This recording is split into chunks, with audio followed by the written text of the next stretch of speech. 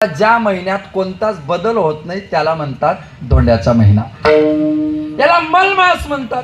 याला वैदिक कर्म चालत नाही. या महिन्यामध्ये तुम्हाला यज्ञ करता येत नाही. या महिन्यात तुम्हाला सत्यनारायण करता येत नाही. या महिन्यात तुम्हाला मूर्ती प्राण प्रतिष्ठा करता येत नाही. एवढंच काय, या महिन्यात तुम्हाला लग्नही करता येत नाही. माझा एक मित्र म्हणे सप्ताह बसवता येतात, देवाचं नाव घेता येतं, पण काय महत्व आहे या महिन्यामध्ये जर आपण देवाचं नाव घेतलं तर त्याचं फळ कमीत कमी दुप्पट प्राप्त होतं. कमीत कमी दुप्पट. तुम्ही एकदा नाव घ्या, दोनदा नाव घेतल्याचं पुण्य. तुम्ही एक सप्ताह करा, 2 सप्ताह केल्याचं पुण्य.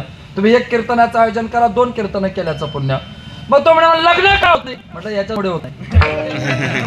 समजा जर एक केलं,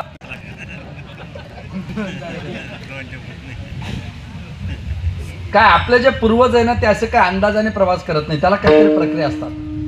मल म्हणजे घाण. बघा आवाज किती घुमतोय तो. मल म्हणजे घाण. मग मल मास म्हणजे जिथं मल म्हणजे जर घाण होते, हा महिना घाण आहे का? घाण याचा अर्थ मल म्हणजे याच्यामध्ये निषिद्धता आहे, याच्यामध्ये विहितता नाही.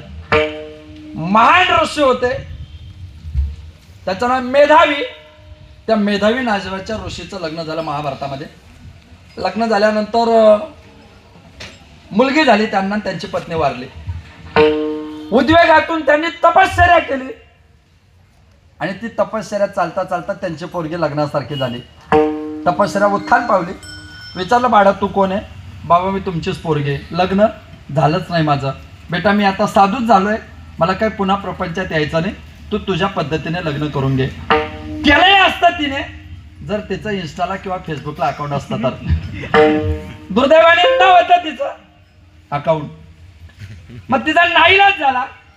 तिने पुन्हा तपश्चर्या केली आणि तपश्चर्या करून भगवान शिवजी प्रसन्न झाले. तिला सांगितलं सांग बाळा तुला काय पाहिजे. आणि त्या पोरीने सांगितलं मला पती पाहिजे, मला पती पाहिजे, मला पती पाहिजे, मला पती पाहिजे, मला पती पाहिजे. एकच वाक्य तिने 5 वेळा उच्चारलं.